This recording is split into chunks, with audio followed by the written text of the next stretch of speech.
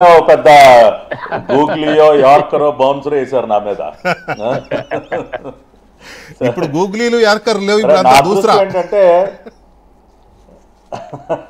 కాదు, నా అదృష్టం ఏంటంటే చంద్రబాబు నాయుడు గారు కష్టపడి పనిచేసినటువంటి ప్రతి వ్యక్తిని కూడా గుర్తించినటువంటి మనిషి. మనమేమీ అడగక్కర్లేదు ఆయన్ని. ఇప్పటి వరకు కూడా నేను ఆయనతో కొనసాగించినటువంటి ప్రయాణం ఏదైతే దాదాపు 12 సంవత్సరాలుగా ఆయనతో కలిసి పనిచేస్తున్నాను, ఈ ప్రయాణంలో ఇప్పటి వరకు నాకు ఏ గుర్తింపు ఇచ్చినా పార్టీ పరంగా నేను ఎప్పుడు ఆయన అడగలేదు. మరేంటి చాలా మంది ఇంకో రకంగా మాట్లాడు, ఏంటండి కనపడకుండా ఎలా కనీసం అడగందా అమ్మాయినే పెట్టదు, వెళ్ళి కలిసి ఏదో అడిగితే కదా గుర్తొచ్చేది వాళ్ళకని చాలా మంది అలా మాట్లాడుతున్నారు ఏంటి సార్? ఇప్పుడు మనం నాయకుడిని కలిసినప్పుడు ఆయన మనని పలకరించేటటువంటి తీరు కానివ్వండి, ఆయన బాడీ లాంగ్వేజ్ కానివ్వండి, ఆయన మన వైపు చూసి నవ్వేటటువంటి నవ్వు ద్వారా కానివ్వండి, అన్నీ చాలా రకాలైనటువంటి కమ్యూనికేషన్స్ ఉంటాయి సార్. నోరు తెరిచి మనం ఏం అడగక్కర్లేదు. ఆయన మన పట్ల చూపిస్తున్నటువంటి ప్రేమ అనేది మనకు అర్థమైపోతూనే ఉంటుంది.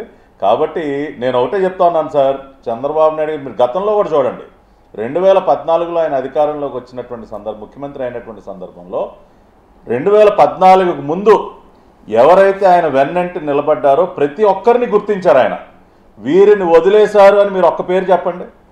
ప్రతి ఒక్కరిని ఏదో ఒక రకంగా ఎమ్మెల్సీ శాసన మండలి కొంతమందిని పంపించారు, మంచి కార్పొరేషన్ చైర్మన్ పదవులు ఇచ్చారు, రకరకాలుగా అందరినీ గుర్తించారు. ఈసారి కూడా అంటే 2019-24 మధ్య గతంలో తెలుగుదేశం పార్టీ చరిత్రలో మునుపెన్నడూ చూడనటువంటి పోరాటం అన్ని స్థాయిల్లో ఉన్నటువంటి నాయకులు చేశారు. కాబట్టి ఇప్పుడు ఏంటంటే ఇంకా చేశారు కాబట్టి పోరాడిన వాళ్ళని గుర్తిస్తున్నారా అనే చర్చ ఉందా? ఖచ్చితంగా ఇప్పుడు ఆ రకంగా ఆశించడంలో కూడా తప్పులేదండి. ఇప్పుడు ప్రాణాలకి తెగించి పోరాడినటువంటి ఒక కార్యకర్త నాకు గుర్తింపు దక్కాలి అని ఆశించడం అనేది ఏమాత్రం తప్పు కాదు. 1కి 10 సార్లు అడిగినా కూడా తప్పు కాదు, మొహం మీద అడిగినా కూడా తప్పు కాదు. ఏంటి సార్ నన్ను ఏ రకంగా నన్ను గుర్తిస్తున్నారని అడగటం కూడా తప్పు కాదు.